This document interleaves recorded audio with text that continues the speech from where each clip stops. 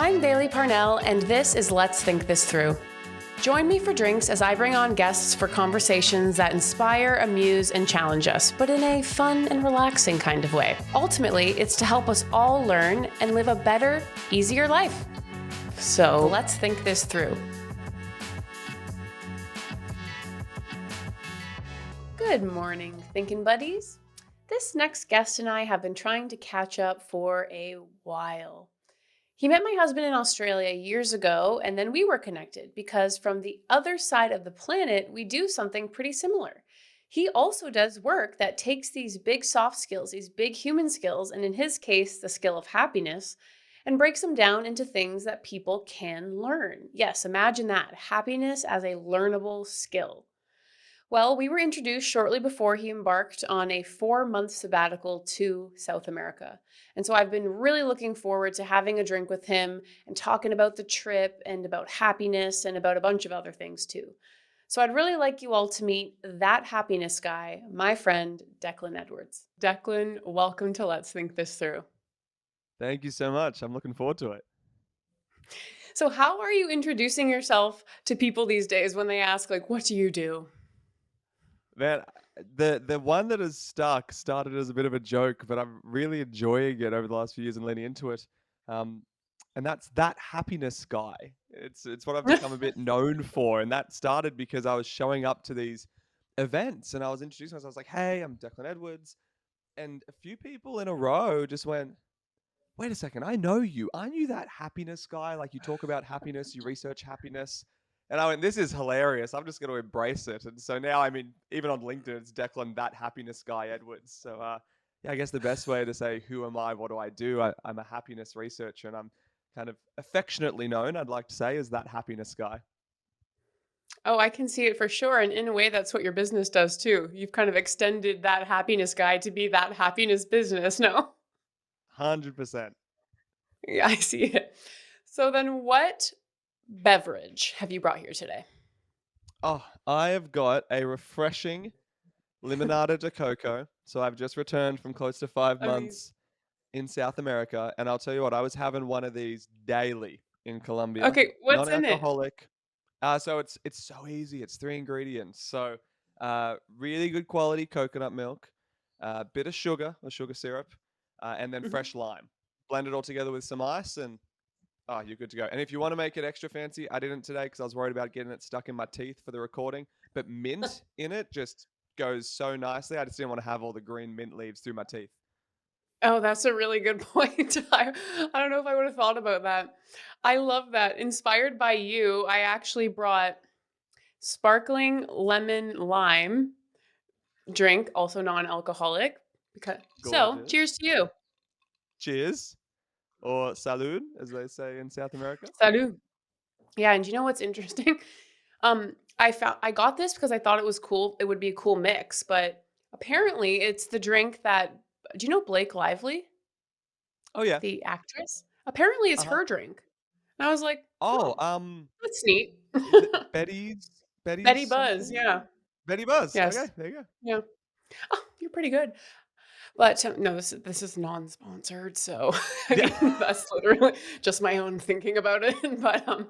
But I do want to hear more about South America. So where were you there? So my wife and I started in Chile. We flew into Mhm. Santiago, and we spent the next 4.5 months basically working our way north up the west coast of South America. So through Chile, Bolivia, Peru, Ecuador, and Fiji and Colombia. Which is incredible. And I know that when I met you, geez, in 2023, you were just preparing for this. So what motivated this in the first place? And back then you called it a sabbatical. Yeah. So I think a couple of things came at the same time to really push my wife and I to go, yep, let's do this. We'd been speaking about traveling South America since we first started dating when we were 19 years old. You know, this has been something that Wow. for a long time we kept going, one day we'll get there. And, you know, we fell into that trap that I think a lot of people get stuck in, the whole one day we'll make it happen. But now's not the Mhm, right time. And there was always a reason why now wasn't the right time. mhm. And then eventually we got to a point where I went, hey, last year in 2023, I turned 30. I had been running BU Happiness College for close to 7 years by then. I finished my master's thesis and graduated from that. There was all these things that were kind of, I Mhm. guess, chapters ending at the same time, and it felt like we were really stepping into a new chapter in our life, Mhm. personally and professionally. And I went, you know what?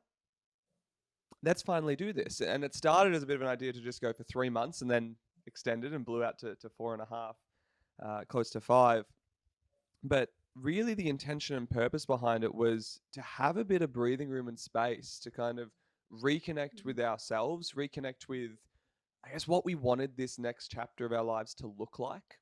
I'd gone Mhm. straight from high school to university, straight from university to running a startup, straight from that into doing a master's thesis.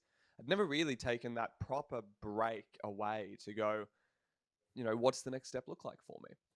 And there was all the reasons why it wasn't the right move. You can look on paper and go, well, we're still growing the Mhm. company. Is it ready to run without me for that long? But I just got to the point where I was like, I'm not going to look back on my life 30, 40 years from now Mhm. and remember those extra 4.5 months that I worked and the extra deals that we bought in for this, for the organization. I'm going to remember that trip that I took with my wife. Especially because we're now talking about starting a family. This is sort of a big thing we wanted Yeah. to do together before that. And yeah, we kind of went with I always use this analogy of I think the best decisions in life are preceded by a blend of seemingly contradictory emotions. So whether that be Mm. challenge and freedom, or in this case, fear and excitement, Mhm. I was like, I'm feeling equally nervous about this as I am excited by it. And that's a good sign. And so off we went. Yeah. Well, I'm dying to know. I've been wondering ever since I first met you. I knew I was going to ask this question. I'm so glad it got to be on the podcast. But what did you take away? Have you had any time to kind of for integration about, some lessons learned on the trip? Yeah, I think the biggest, well, there was two really big ones. So one was kind of a personal learning, reconnecting with myself. I really came to understand my core values a lot more clearly. I think when I had the space to step away from, funnily enough, being known Mhm. automatically as that happiness guy and being known Yeah. automatically for my work, I could just meet people along the way and figure out who I was and what mattered to me without my professional self having a role in that. And I really got clear on my two core driving needs are impact and experience. And throughout the trip, I was like, I'm getting experience in bucket loads. We're like climbing Mhm. mountains, we're swimming in Wow. alpine rivers. We're doing all these incredible things. I feel so enriched in that space, but my sense of impact is lacking a little bit. I don't feel Hmm. like I'm making a difference whilst I'm over here traveling. And so we tried to look for ways to travel more ethically and more responsibly, try to make sure we're making an impact on the local economy and the local people we're visiting. But Mhm. it also gave me a really deep appreciation for the work I get to do as a happiness researcher and at BU Happiness College because I get impact from that, in such spades. I was in a fortunate position to be traveling and looking forward to going back to my work. Whereas a lot of people I met Mhm. over there were, let's just say, not in that camp. Um, and so that was a huge realization to come back to those core values for myself and go, okay, well, that's what I would like to build my life around, making sure I'm meeting both of those needs. Mhm. And then on a more of a professional standing, again, it gave me the space to look at what we were building with BU and go, is this what I want to build? And I'd historically gone when I first started BU Happiness College. I remember saying to people, I want to build the Harvard of happiness. I want physical Yeah. locations and campuses around the world. I want hundreds of staff. I want to have thousands of enrollments.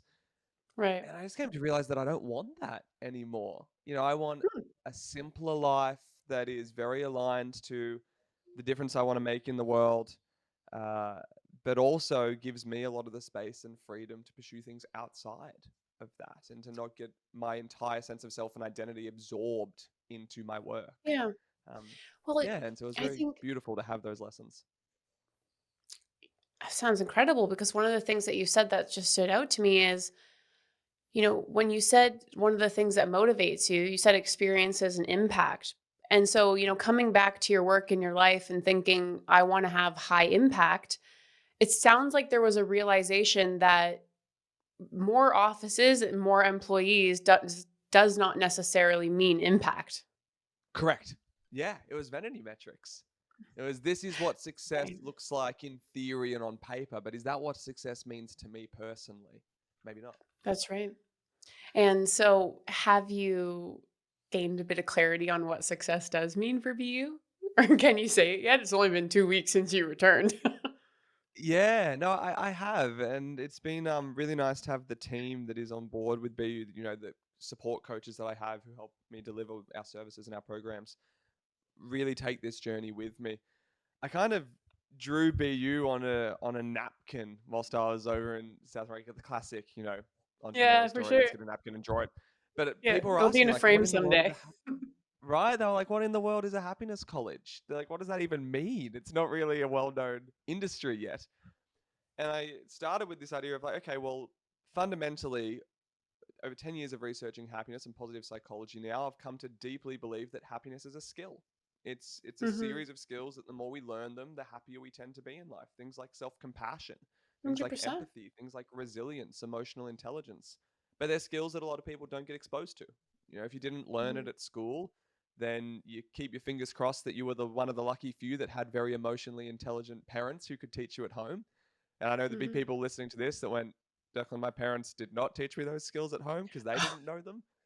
Right. And so if you're 100%. not learning them at home and you're not learning them at school, where do you learn them? And then I went, right, well, Mhm. that's kind of the core goal. Where do we, like, these are the skills we need to work on. And then I branched it out into three, I guess, arms, which is where do we need these skills taught? First and Mhm. foremost, on an individual level.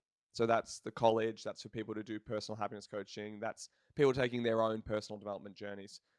The Mhm. second arm, which we started 3 years ago, which is our fastest growing, is on an organizational level. And that's what my master's Mhm. thesis was on. That's How do right. we make happiness a core KPI in organizations and hold organizations accountable to their impact on happiness? And then the third arm, and this is what I'm most excited about, this is kind of part of what I was doing research on whilst I was away, Mhm. um, is on a national level. How do Oof. we make happiness a core part of government policy? How do we Mhm. encourage more nations to measure their success not just on GDP and on economic growth, That's but right. on the well-being and happiness of their citizens? And so, in terms of what That's BU right. looks like in the future, I would hope that we have Well, a service or a y product that I'm deeply proud of in each of those three branches. well, I think you and Hamza might be collaborating sooner than you think because this idea of, uh GDP being replaced by a kind of global wellness index is something top of mind for him for sure. And I think you guys would probably be Australia meets Canada, US, covering a lot of the globe. I That's a mean, lot. Yeah, that's a geographically. good case study to take to other countries. Well, uh, actually, it's funny because when I mentioned to Hamza that I was going to be chatting with you, because they will have heard in the intro how we met, and they know that you know Hamza as well. One of the first things Hamza said was, "Oh, yeah, you need to ask him about his near-death experience." So I know I'm the host of this thing, but I was like and that Hamza's giving me a question right now, but I was like, "Wait, yes, I do. Yes, I do need to ask about that." So what on earth has happened here? Yeah, I mean, look, this came about. It was probably one of the most pivotal moments in my development as a person, and I guess letting go of a lot of old habits I'd built, a lot of old ideas I'd built around what it meant to be a happy and successful individual. I grew up very much struggling with self-esteem issues, with self-doubt, with I like to joke that I'm a recovering uh, high achiever and a recovering human chameleon. I was very good at Mhm. being Oh, what I thought interesting. everyone else wanted me to be, and as a result, I Mhm. lost touch with who I was. Um, but at the time, I remember going, I get love, I get acceptance, I get um, connection, I get all these things that I'm craving when I achieve. Right now, whether that means in Mhm. school, on the basketball court, when I was growing up playing basketball, I got stuck in this trap of like, I will chase happiness around the next success, around the next accomplishment. Mhm. And the more I struggled and grappled with my own insecurities and my own self doubt, the bigger the bar became. The more it was like, well, I need to Mhm. raise up the ante here. I need to achieve more and more and more if I'm ever going to hope for, you know, recognition and love from other people, and therefore hopefully recognition and love from myself. And so, kind of at the peak of that journey at 19 or so years old, coming out of high school, figuring out it means to be an adult, Mhm. I mean, what's the biggest achievement I could go for? I'm going to climb Everest. I'm going to climb the world's highest mountain. And then I'll be Oh, wow. Yeah. worthy as a Mhm. person. You know what I mean? Then I'll be someone. So I wanted to do it right. So I messaged a climbing company and said, "What do you need to see from me?" Because I don't want to be one of those people who just Mhm. shows up on Everest and pays the ticket and then is a danger to themselves and everyone else. Um, Right, right. and they went, "Well, we need to see you climb some big mountains. We need to see you prove that you can do this." And so off I went. I climbed to Everest Base Camp with my first coach and mentor. I did some mountaineering training in Australia. And then the next step was Kilimanjaro in Africa. Mm. And Mhm. I went, okay, let's do this. And BU had started by then, so I went, let's double it up as our first ever international happiness expedition. Let's take members with us. Oh, Um, neat. Okay. and Wow. so we took my wife, some of our Mhm. family, some graduates of BU, some current members of BU, and we're like, let's go climb the highest mountain in Africa. Now, I went in cocky because I'd already done Everest Base Camp and I felt all right there, had no issues. I didn't train anywhere near enough for Kili. And the first few days of Kili weren't too much of a problem and they were all right. But then we hit the final day before you get to base camp and you're crossing something called the saddle. And you're just getting Hmm. absolutely buffeted by wind. It's cold. It's just everyone's feeling low energy and it's barren and you're high altitude. You're struggling to get oxygen. And the only thing keeping me going at the time was the promise of a hot meal at base camp and then a sleep before we went for summit attempt. I went, okay, we'll get there and then we'll work things out. We get to Mm. base camp, we have our meal, and our expedition leader pulls me aside and goes, "Hey, the weather's not looking too good for an evening summit tonight because normally on Kili, you go to sleep after lunch, you Mhm. wake up at midnight, and you Hmm. do a nighttime summit attempt, Oh, interesting. and then you make it to the top for sunrise." And he goes, Oh, "Look, the wow. weather's not Yeah. looking good for tonight. I'm worried about some of the group. I'm worried about altitude sickness. I'm worried about how we're going to go." I said, "Well, what's the alternative? If we're not going tonight, do we rest an extra night?" Quite hopefully Mhm. saying that we'll get an extra rest. And he goes, "No, we need to go now, like immediately."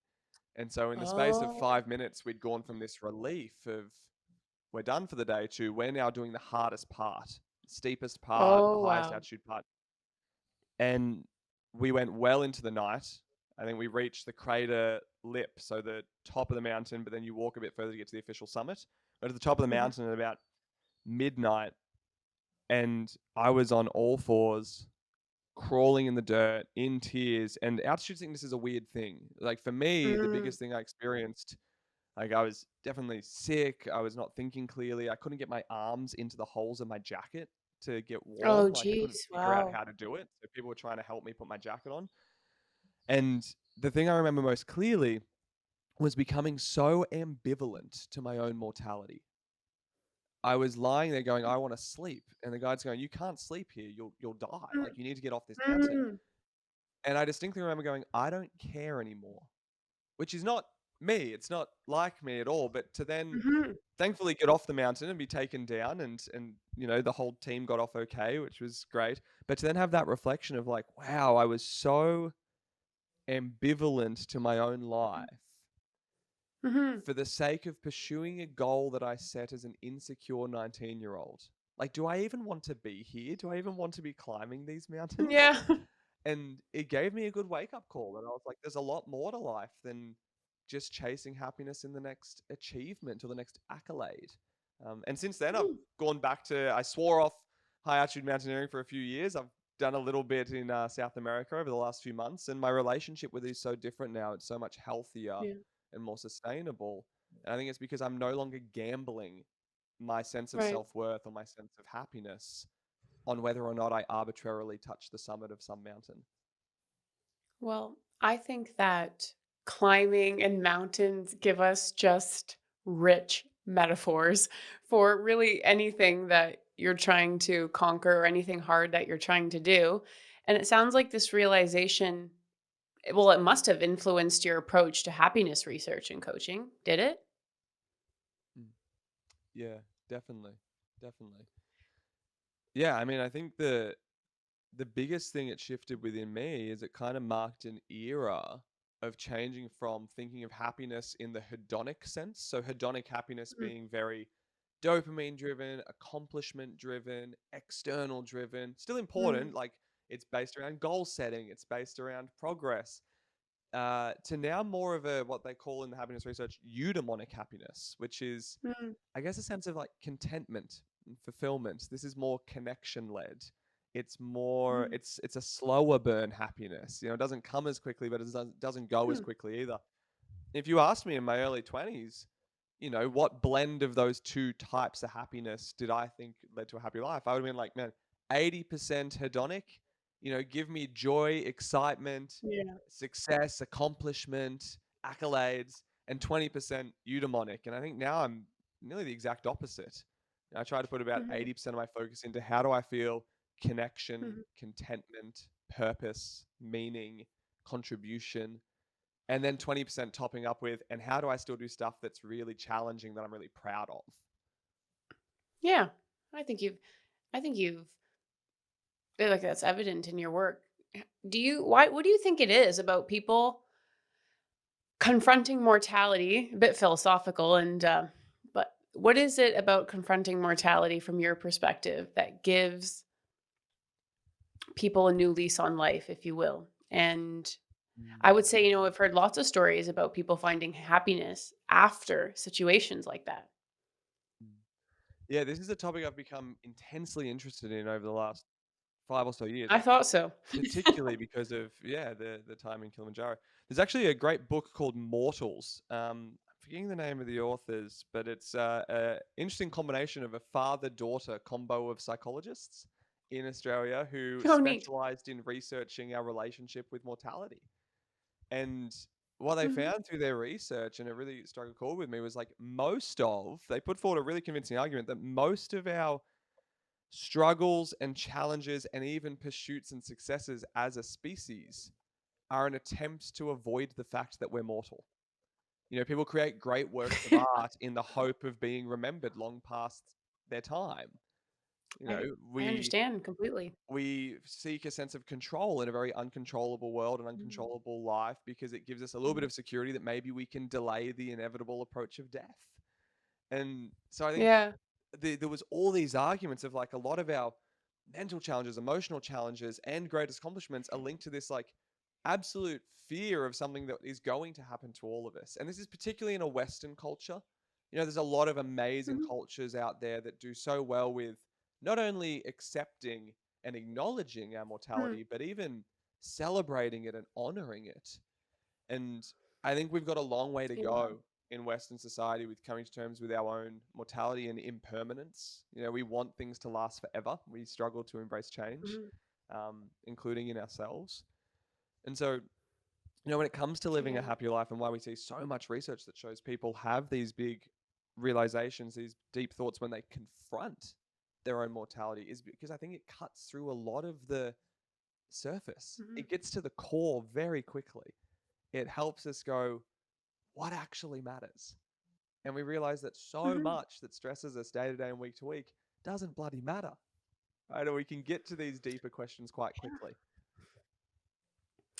I know. I see it for sure. It quickly puts into perspective what the goal is really. There's a lot of spiritual, philosophical, even scientific theories for what is the purpose of living, right? The purpose of being human. And what is the ultimate goal of living, which is definitely like a we go, we're going there. But I think you would not be the only one to argue, historically and even like I said, spiritually, that the purpose is to achieve happiness. Now, of course, the trick of that, there's a lot of people proposing, like, every marketer under the sun is trying to convince you that they have the answer to the happiness. But Mm, there is something I think about humans once we become a conscious being and you live in cognitive tasks that happiness becomes the goal even over lower order needs on the hierarchy.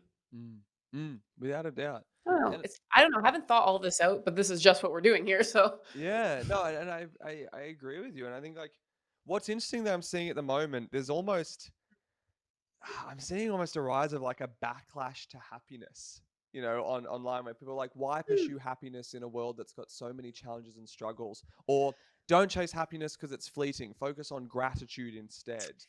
Now, if you look at this from a positive right. psychology lens or from Mhm. an emotional Which I intelligence do. lens, right? Mhm. Happiness is an umbrella term emotion. And under that, so you might call that, the first tier emotions, happy, angry, Yeah. sad, right? Those core big ones. Underneath the banner and umbrella of happiness is things like gratitude, contentment, meaning, purpose, as well as joy, excitement, elation. They're Mm, distinctly different forms of happiness, but they're all happiness. So when I see someone say, don't chase happiness because it's fleeting, I'm like, well, some of them are, but not all of mm. them. Or when I see people Interesting. go, hey, don't prioritize happiness, prioritize gratitude. Ignore happiness. Let's focus on gratitude. I saw the other day. I was like, that's like saying, ignore chocolate, just Oh, focus on jeez. Ferrero Rocher. Like, Ferrero Rocher is a type of Yeah, I see. chocolate. You know what I mean? It's like you're still pursuing chocolate. Yeah. It's just that's your flavor that you like, and that's okay. And so I think, you know, t- at the end of the day, I genuinely believe at our core, Hmm. every human being, if you ask people enough, what do you want out of life or what do you want for your kids and your loved ones? Eventually, you're going to land on, to some degree, I want happiness. Now, the expression of that or the flavor of that, Mhm. people will have Yeah. their own taste preferences. But at the core, people want to live a happy life. They want their loved ones to live happy lives. We want to Yeah. contribute to the happiness of others. So I think it's an important goal to put front and center and not have as a hopeful byproduct. The I'll be happy when trap. Maybe if Mhm. I'm lucky, happiness will show up on a silver platter if I do Mhm. X, Y, If and Z. then. Yeah, if then. Mm, So then what would you say are the core components to an individual's happiness? mm, mm. I mean, the best evidence based components um, come from positive psychology. There's a model called PERMA, which I'm a huge believer in. I think it does really well at balancing hedonic happiness that we spoke about earlier, that joy, elation, dopamine, rush happiness with that Mhm. contentment, that eudaimonic, slower happiness. And so you look at the parts of PERMA, first and foremost, positive affect, which is just do we do things that make us feel good?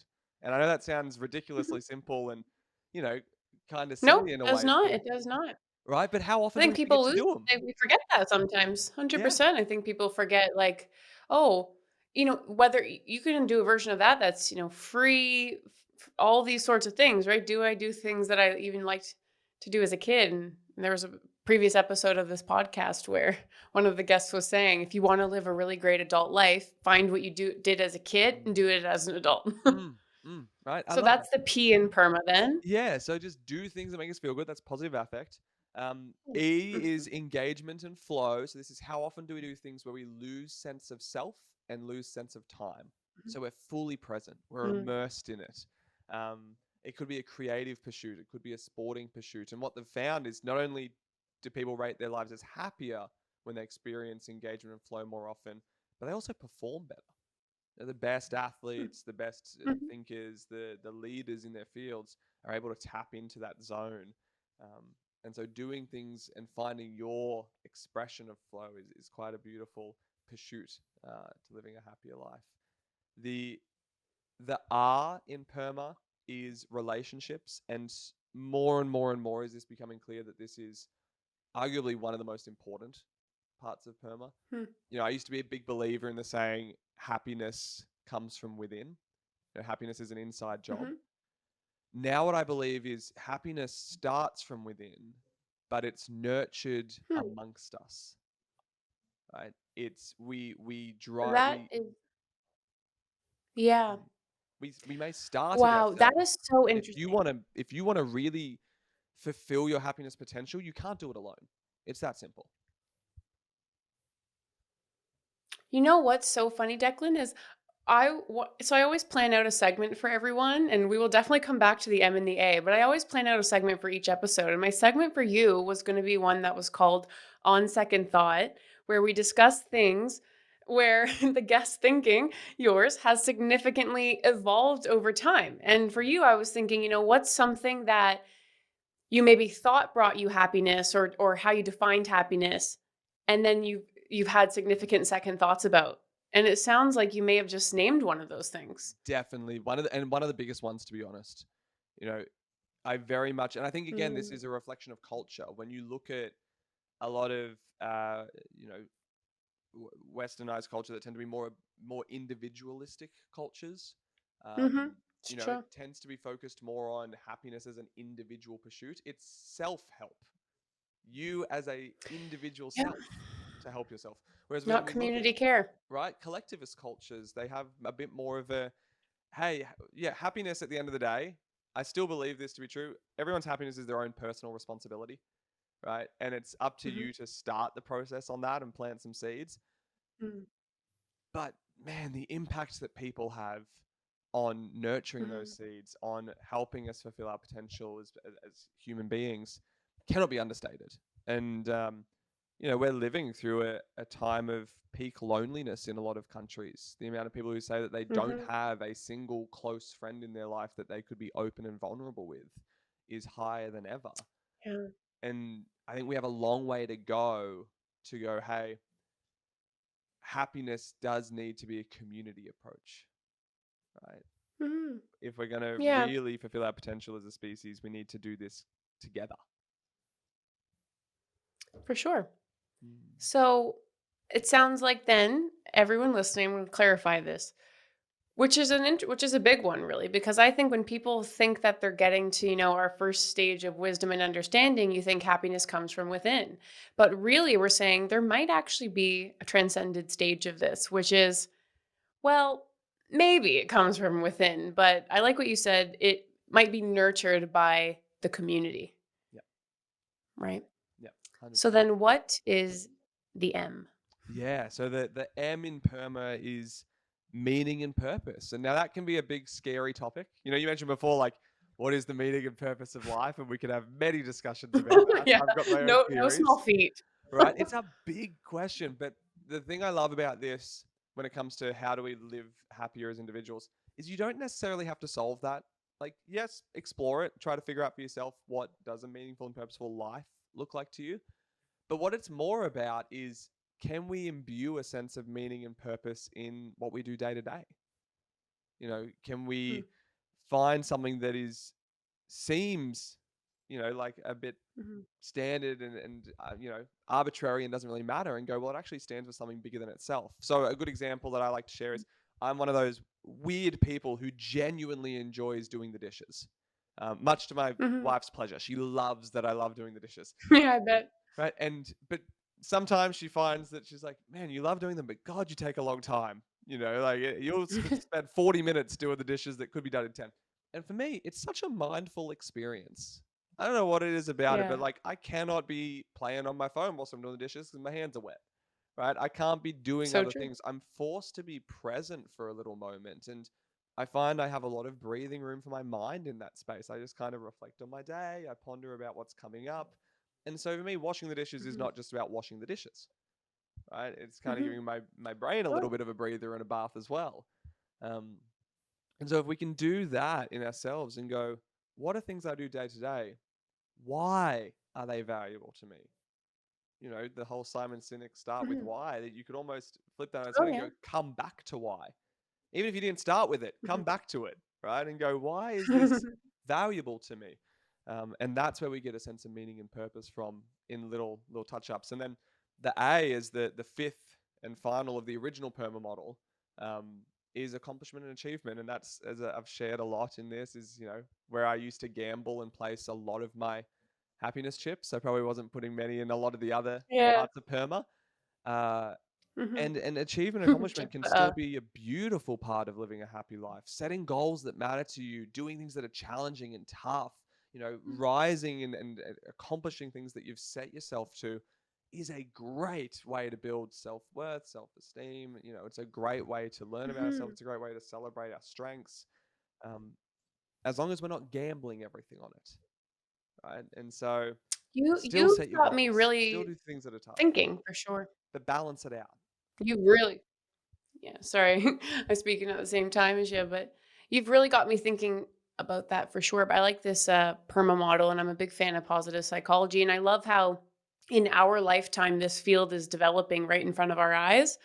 And there's still so much that Yeah. we don't know and that we haven't codified yet. But when you're saying this PERMA model, so we've got positive affect, we've got engagement, relationships, meaning and purpose, and the accomplishments. Yep. And I think, maybe over investing in any one of the five would be an error if I was over invested in just my relationships with no meaning to the things that I do alone. You could see how there would be an error there. But probably what you're having me think more about is I'm thinking about kids, and I'm thinking about, you and I both share this essence. It's one of the things we first bonded on, that there are these skills that can be skills that actually can be taught. And, that all starts in childhood. And it's like all these things are popping to my brain right now about how you could help a kid learn PERMA just by way of, one, exposing them to things that they like to do for fun, by demonstrating engagement, by helping them have positive relationships, by showing them meaning to things that maybe, like, when they're a kid, it's just such a beautiful thing because you have to make it obvious to them. Mhm. If you want them to have meaning when they do laundry, it's not obvious to a 10-year-old yet. But imagine you say, for us, having a clean home or whatever it is for you, gives us that sense of calm. And I want you to have clean clothes when you go to school in the day. Like, this is what they're going to take away. And then, accomplishments. I think this one we probably understand more as, actually, wow, I could go on this whole tirade right now because for a kid to experience accomplishment, we're saying, you know what? This is really important to them understanding happiness. It's not about snowflake children, it's not about participation trophies, it's about teaching them, how to be happy in a way, like how to Mm. find things that do work for them and don't work for them. Mm. Hmm. Exactly. And you know what's That's exciting is it's starting to happen. Like I had a call literally a week ago. I just got back from yeah. the break in South America, had a call from a teacher in a school in Queensland, so the state above me here in Australia. And he's like, "Hey, I heard you on a podcast recently talking about this work." And I just got so excited because we've recently rolled out a positive education based framework in our school. All of the students are learning the PERMA model. We are Gosh. building our education Oh, around no it. way. And I'm sitting there on the So phone like, jealous. oh my God, this is the future I hoped for. We're living in it. We're living in the future I hoped Yeah. would happen. Right. And so it's starting. Right. And I think that's so exciting. Exactly as you Yeah. said, this field of research has really emerged since maybe the 90s. Like it's Mhm. not been around for that long. But to now see it being taken No. up by schools, by organizations, by hopefully we see Yeah. more and more governments, New Zealand, Canada, a lot of the Scandinavian countries have all Mhm. said they're going to measure gross national happiness or gross national well-being. um, I'm very excited for what's coming for us as a species and as a global society. Oh, couldn't agree more. And I think, like, whenever I see stuff like that, or uh, with Skills Camp, I would say if the ultimate success is we don't have to exist anymore because it's just you understand, you got to parent social emotional skills, Mhm. skills like this, PERMA. It's just taught in schools. It's just understood that it's part of employee onboarding and all this sort. But in the countries that I'm from Canada and I'm in the US and Australia and New Zealand. We all have like a similar kind of background and very Western in culture, but you've just come back from South America and in your other travels. Have you found that these components are different in cultures about what creates kind of that sense of happiness, or has it been largely the same? Yeah, no, I've found a lot of differences and I've been fascinated by it because Hmm. if for anyone who's remotely interested in happiness, you could say to them, "Hey, what's the happiest country in the world?" And nearly everyone knows immediately. They go to the Scandinavian countries. They say Denmark, Finland, like they're going to that sort of Nordic area. But what's fascinating is it depends on how you define happiness. So if you say, "Hey, That does what are the make sense. happiest countries in the world in terms of sense of um, of purpose and contentment?" Then yes, the Hmm. Scandinavian countries do exceptionally well there. They score Mhm. remarkably highly. But if you say, what are the happiest countries in the world in terms of that positive affect, joy, celebration of life, zest for life, that Hmm. real like excitement and enthusiasm for life. Well, the highest ranking Yeah. country is actually a lot of the Latin American countries. We see that come through in Costa Oh, Rica, we see that in Colombia, we see that in. And so just a subtle little shift on, are we focusing more oh, on right. joy and pleasure and Pura vida. excitement? Or are we focusing more on contentment, purpose? And then if you flip it one more time Yeah. and go, which country scores the highest and is the happiest country related to achievement, accomplishment, and pride? So more that A in the PERMA model. Mhm. It's actually Singapore. And so Hmm. you've got three distinctly different parts of the world, remarkably different cultures, arguably all the happiest in the world, depending on which element of happiness, which Right. flavor of happiness we look at. And I believe we can learn something from all of them. We can take a little Mhm. bit of each and go, how do we blend these together?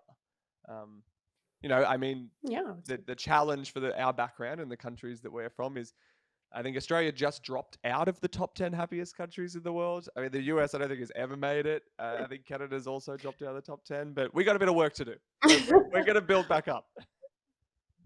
Yeah, we have some work to do you know what? Probably every part of the PERMA Yeah. model. Yeah. We could have some work to do. But but but you know what? If I think about the US, although I'm biased in my, my media and my conditioning over the years because they're probably not going to share a lot of the things they haven't accomplished, but I think they may be over focused on accomplishments throughout the gestation of the country. And this is totally just popping into my mind right now, which is like, you know, in age, it is a young country. Maybe the countries that are younger are at you, were like you when you came out of high school trying to climb Kilimanjaro and maybe realizing like it's not all about like achievements in science and media or movies, maybe there's something else going on here that other countries have figured out. Definitely. Definitely. Yeah. And I think, I don't know. Look, I was born in the US. I've been in Australia for like my Mhm. whole life. So I've got a little bit of a weird blend Oh between the yeah. two. I've always said I think the US does exceptionally well at celebrating its successes and might need to get a little bit better at reconciling with its struggles. And Australia is the exact opposite. We do a little too well at uh, over focusing on struggles. In a way, we love the Aussie battler, we love the underdog. We've got a real tall poppy syndrome Mhm. issue in the country. And we need to do a little bit better at Mhm. celebrating our successes and kind of being proud of ourselves. And so you can get the two Yeah, work together. Something I'm excited about, or I think is a good foundation, is, I mean, the US literally has enshrined in their constitution the pursuit of happiness. I think if we can I take know. that from a pursuit of happiness to a realization of happiness as well, Yes. fantastic. Yeah, I only recently read the Constitution in full in January, and it was a very impressive document, more impressive than I ever even realized because I think, in daily life we focus on a lot of the things that have gone wrong, which is understandable. But yeah, I thought that it was right there. But I guess because it's a big these big concepts, what would be useful is like what are some of the kind of everyday daily practices that you might recommend to people who are listening to start their journey even towards greater happiness? Mm. I call it the ABCs. It's like whenever someone says to me, what are the first skills people need to learn to live a happier life, or the core principles, I come back to the ABCs. The ABCs being, first and foremost, awareness. Now, this means awareness of Mhm. self and awareness of emotions. We cannot, everyone talks about emotional intelligence, but you fundamentally Mhm. can't intelligently manage your emotions if you don't know what they are, if you can't recognize them and Mhm. name them. And so before we have emotional intelligence, we need emotional awareness and emotional literacy. So starting just Mhm. by going, can I even name my emotions? Do I know what they feel like? Do I know Yeah. what my values are and what matters to me? Coming back to that self-awareness. So awareness first and foremost. In terms of practical tools to help with that, my favorite ones are my favorite ones because they're free and they don't take long. So even if you're super busy, you can do them. Journaling, meditation. Mhm. Two things that help us introspect. I love journaling because it allows us to get things out of our head and onto paper. I think too often we try to solve our mental and emotional challenges in the same place they started from, which is between our ears. And that means we're Mm. playing at a home court disadvantage. Like, we're wrestling our thoughts and I see that. feelings on their home turf. We're not going to do well, Hmm, right? Whereas I when we like get it that. out of our head and onto paper, we get breathing room, we get space, and we go, okay, now I'm ready to grapple with you a little bit. Mhm, Now I'm ready to make sense of you.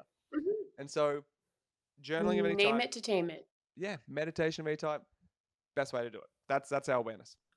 The B is boundaries. Learn how to recognize, communicate, and uphold important boundaries Hmm, in your life. That's the key hmm, part there. So recognize, so A, know them. B, communicate them well. Don't just assume that people will know what your boundaries and needs are. I think often in important relationships, we go, oh, well, they care about me, so they should just know. It's like, well, I've yeah, never communicated that to them, so it's unfair for me to expect them true.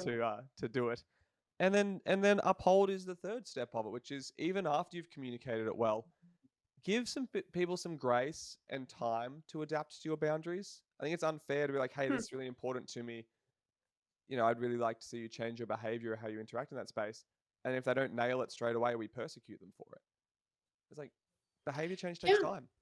Give them a bit of, remind them, be clear and firm, but also be compassionate, um, and Mhm, lead by example on it. The example I always give with this is if you say, hey, it's really important to me to have better boundaries around not working from home. Well, if you've told your boss that and then you're responding to emails at 7 p.m. on a, Wednesday night, you're literally showing, hey, I don't even believe in my boundaries. I told you this is important, but I'm not right, respecting it.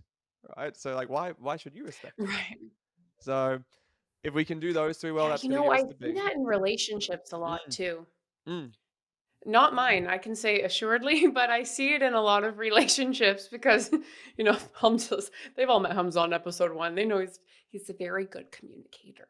But I do see it in a lot of relationships where someone is saying like, "I want you to I want you like to your point, I want you to know what I need to be happy. I want you to know." And okay, well, now you've told them that you do want them to ask you, but then when they ask you how you're doing, it's not the right time, and you've snapped saying that it's not the right time, and then it's like, okay, well, that person's like, well, what do you want to be happy then? Mm. Because I thought it was asking me at checking in on you, but actually it was checking in on you at the right time.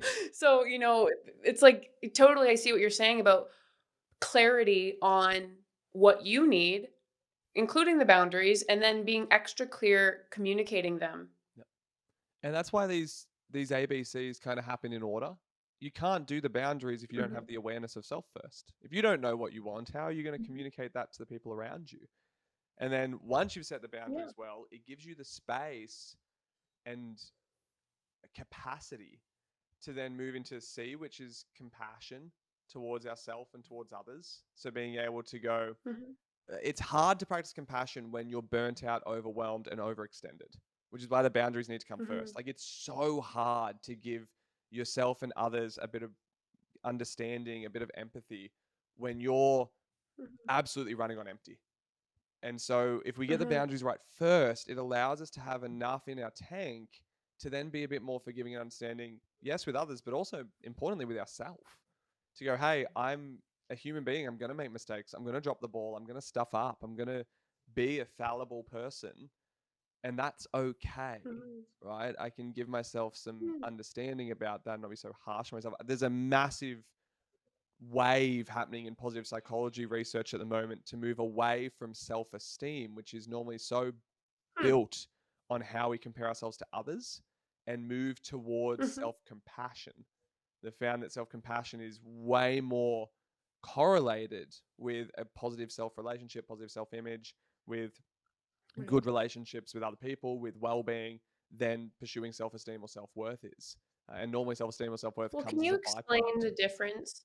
Mm. Can you explain the difference to people for whom they're thinking, "Well, I don't know if I have esteem or compassion when I'm talking to myself?" Yeah. So I think the biggest way to think of it is self esteem is often inherently conditional, right? It's like self esteem is I like myself because of XYZ. Well, what happens if X, Y, and Z are taken away?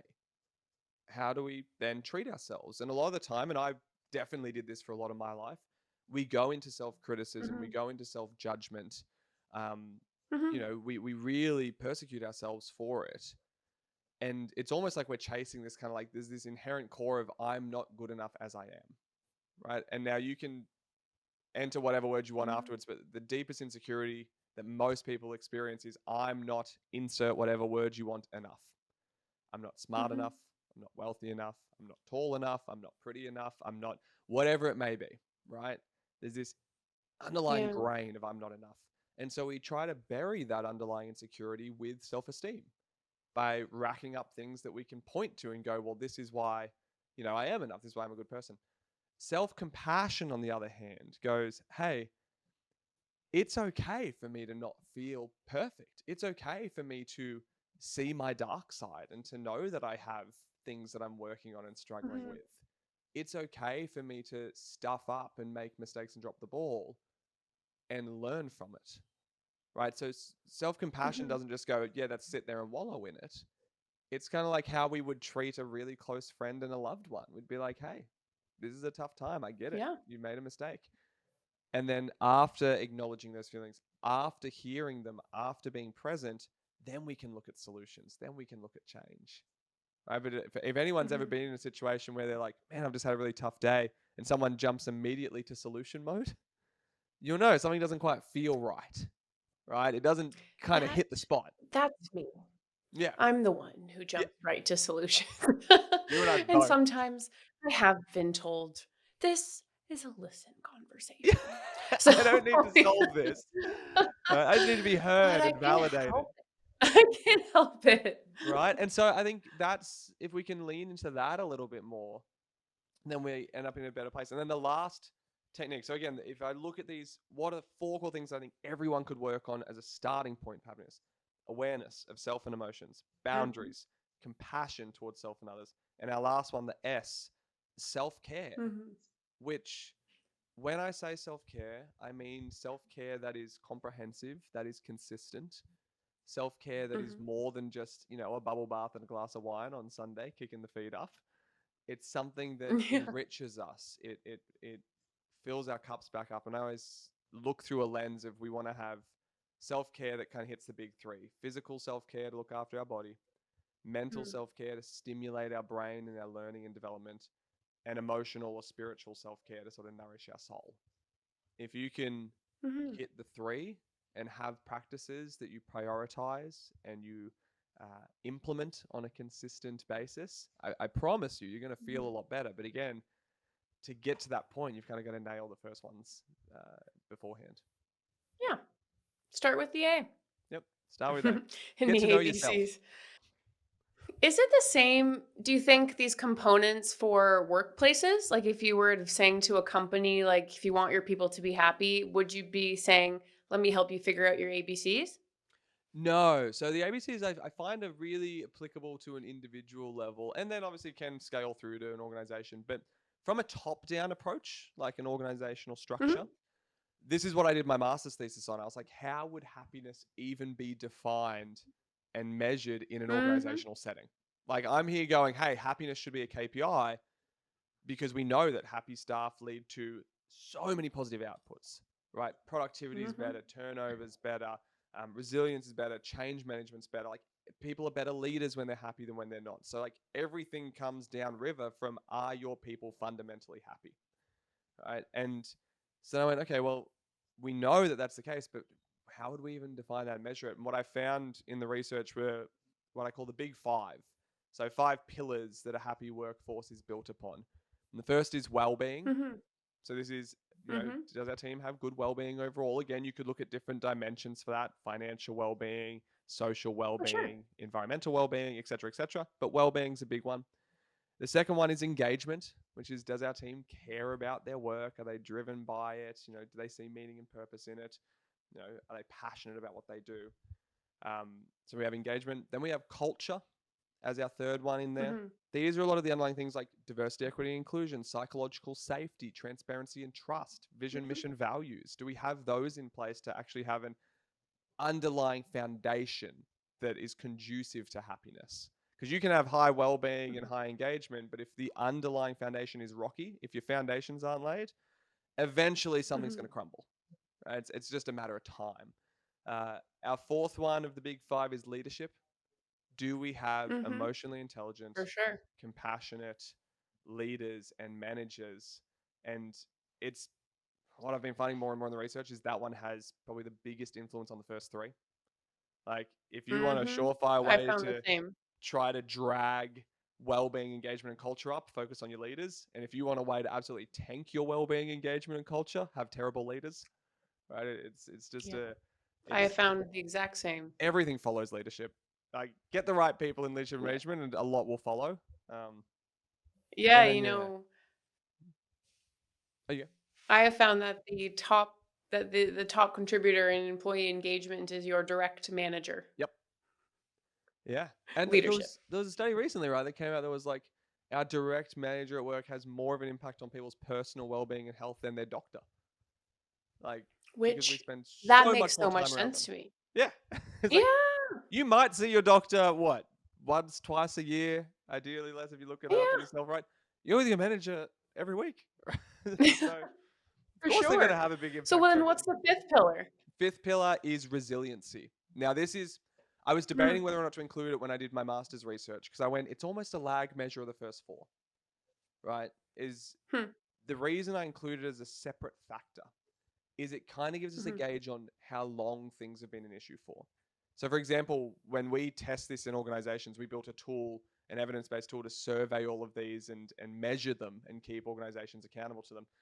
If I see, hey, our staff has, relatively low well-being, relatively low engagement, relatively low culture, relatively low in leadership, but their resiliency is still really high, I start going, what changed Hmm. recently?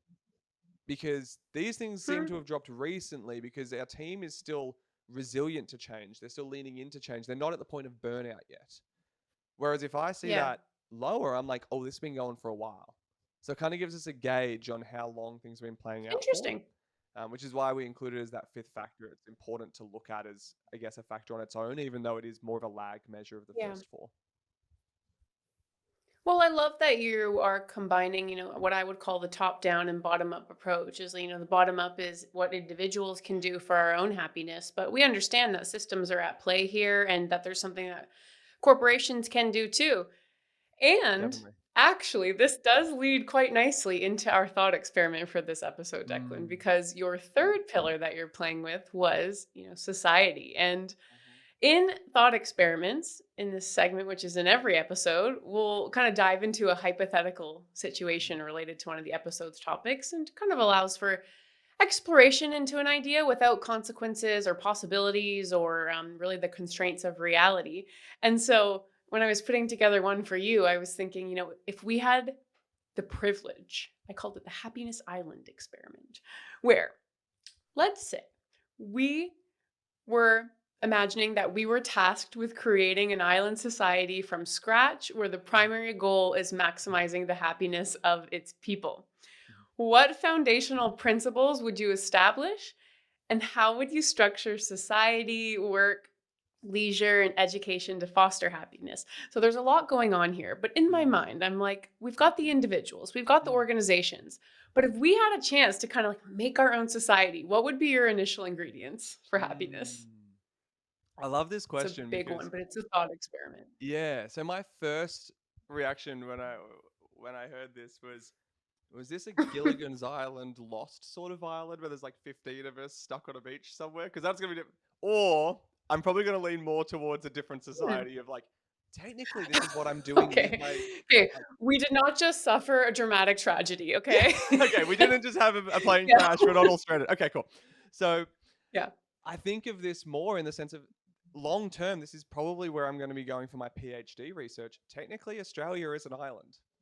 We're the world's largest island. Okay. Right. My PhD research is how do we make Australia a happier nation. Long term, that's my Perfect. What's your research. hypothesis?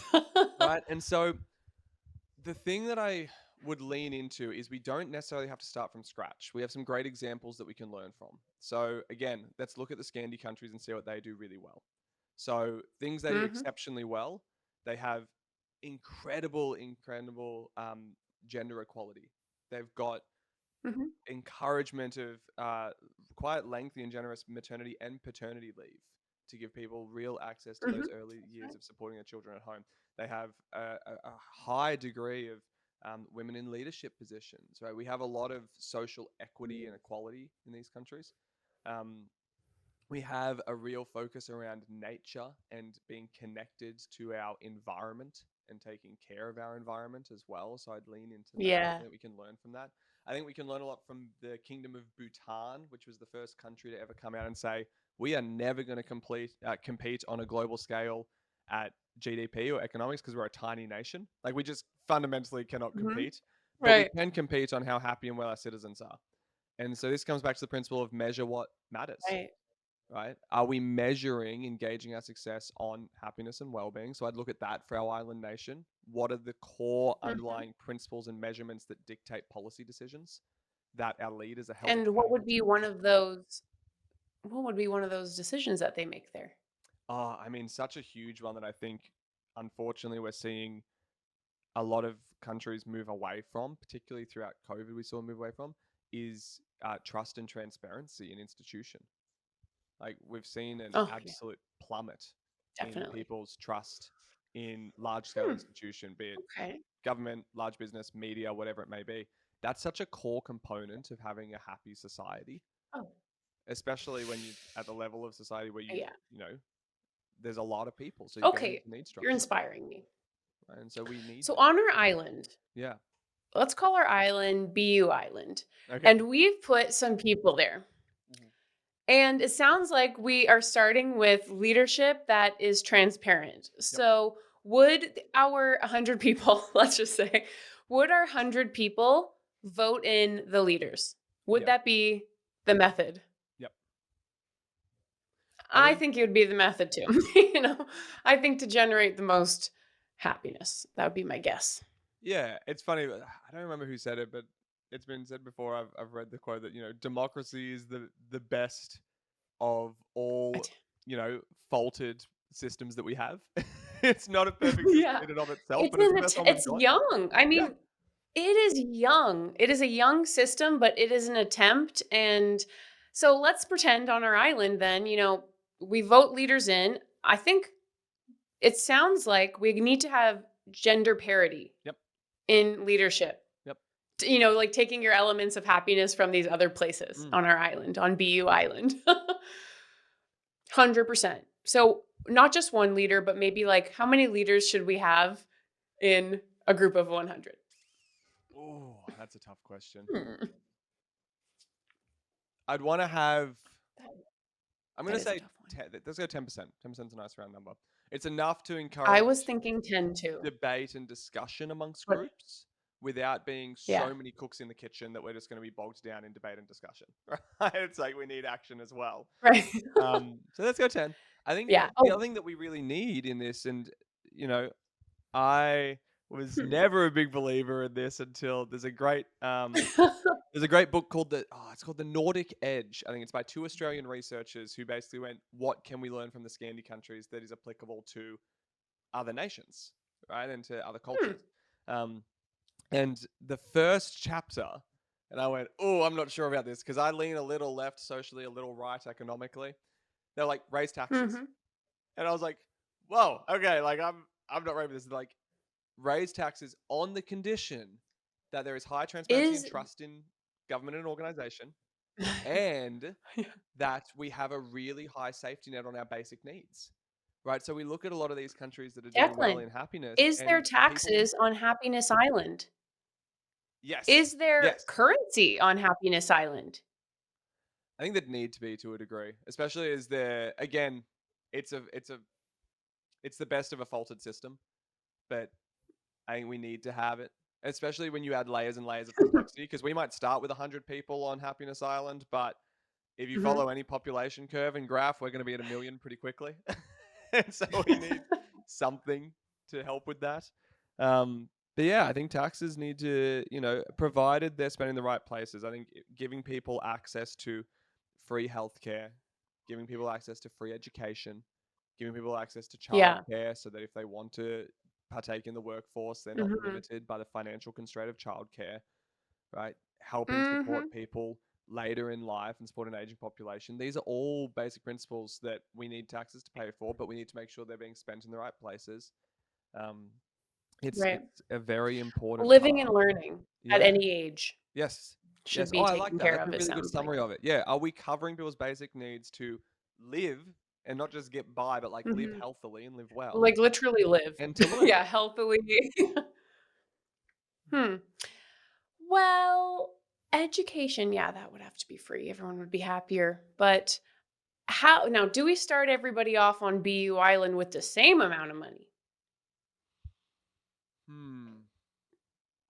I That's a tough. have recently become quite a fan. This doesn't answer the question of what do we start with, but I think it answers the question of what do we continue with. Become quite a fan of universal base income. I actually think it's Oh, yeah, same. a model that, from the tests we've seen and the research we've seen, people on one hand and in one camp worry, if people are getting enough money just coming in automatically each week to cover their Mhm. basic needs and survival expenses, then they lose their drive. They don't work as hard. We saw the exact opposite in most research studies, where it gives Yeah. people the Yeah. safety and comfort and breathing room to go, what do I actually want to do? What difference do I actually want to make? And they'll go and do Yeah. that. Um, so I don't know how to answer the I question of does know. everyone And the start funny with the thing is, same? like, But I do think UBI is we would have that on the island. okay, I love that. I love that, which is like, I'm a fan too, because I think it's a fear-based decision to not want it. It's like someone's going to be taking from my pie is usually, the defense. But actually, to your point, even if there are jobs that, you can still incentivize jobs with more Yep, money than the exactly. Yeah. universal base. All we're saying is like, can you live? Like, Yes. can you Yes. live and learn, basically, right? Yep. That's Exactly. really good. That's a good And I one. think, Okay. I mean, look at Maslow's hierarchy. Like when people's Mm-hmm. survival needs and basic physiological needs are taken care of, eventually they do have an inherent desire to move up the ladder a bit. We do want to start creating good Mm-hmm. community and connection. We do want to start having good emotional needs. We do want to achieve self actualization. And I think there's just unfortunately still such a massive percentage of the population Mm-hmm. that discussions like this, talking about fulfilling your Mm-hmm. potential, talking about happiness, are so foreign because understandably their day and time is consumed with I need to make enough money to put food on the table. I need to make enough money to pay 100%. rent. Right. And so I think we're capping That's our right. potential as a species by not giving people, the basic rights to, as you Yeah. said, to live and to learn, to then move into those higher order levels of thinking. Yeah. And one thing that I think you'll appreciate in Maslow's research, one thing that's often left out of the telling about the theory is that he didn't envision it as a pyramid. He actually Mm, envisioned it as a ladder mm, that you could have different parts of your body in, like mm. at different times, and that you could be achieving some basic needs and some safety needs and some self actualization. And actually, my favorite part of the model is when he extended it to include something above self actualization, which was transcendence. Transcendence, yeah. And I feel like a lot of what you've gotten to today is, you know, once you have a limb in each of these sections, how do we transcend to others? Mm, mm. We have lots more to talk about, but we are coming to the end of our conversation here today. And I always end each episode with the train of thought, which is Mm. connecting the last episode to this one. And this has been going since the very Oh, first cool. episode. So I'm going to give you the topic that they summed up the last episode with, and your challenge is to connect it to what we've talked about today. So, first things first, what would you say is kind of one of the major themes or even summary topics that we've covered today? I think the biggest kind of core, if I was to digest our entire conversation into one sentence, is that happiness is a skill. And it's a skill that's relevant to Mhm, individuals, organizations, and countries. mhm. Well, this one is an interesting one because I don't think it's obvious on the surface. So, your challenge is to connect this idea to the idea of the past episode, which was she summed it up as we've really talked about how the past impacts the present and our future. Mm, mm. So we've really talked about how the past impacts our present and our future. How does that connect to something as happiness is a skill? This is one of the more challenging connections, I will say. Mm. I think when it comes, I'm going to look at this through like a psychology lens. And historically and Mhm. traditionally, clinical psychology, deficit model psychology. It's done a lot of good work for the world, and it still continues to do a lot of good work for the world. But it was historically, in my opinion, over focused on our past and under focused on Hmm. our future. Positive psychology's come along, Interesting. flipped that a little bit. It's gone, hey, we're going to focus on how we move forward with a good future, but also acknowledge that part of moving forward to a good future is reconciling with and grappling with and processing our past. So when it comes to Hmm. working on these skills, I think we need to acknowledge and understand that our past has a role to play in how we build the skills of happiness, but it is not deterministic of how we build the skills of Mm. happiness in our Hmm. future. It influences our That future, is a but it good doesn't one. define it. That is a good one, people. Declan's just given you, I think, the magic sauce, which is happiness is something we all want for ourselves. And what he's just said is your past may have contributed, to where you are at now, but if you believe that happiness is a skill, you can do things in the present to change that future to become happier. That is a perfect way to sum up the episode. Declan, is there anything else? I mean, there's lots of things I could continue talking to you about on any one of these, but is there anything else you want people to know? If you could say one more piece of advice for them before we go. Yeah, I guess my one piece of advice to leave people with is please don't think that you prioritizing your happiness is a selfish pursuit. I'm a huge believer that when we're happy and fulfilled, we are better partners, parents, lovers, community members, leaders.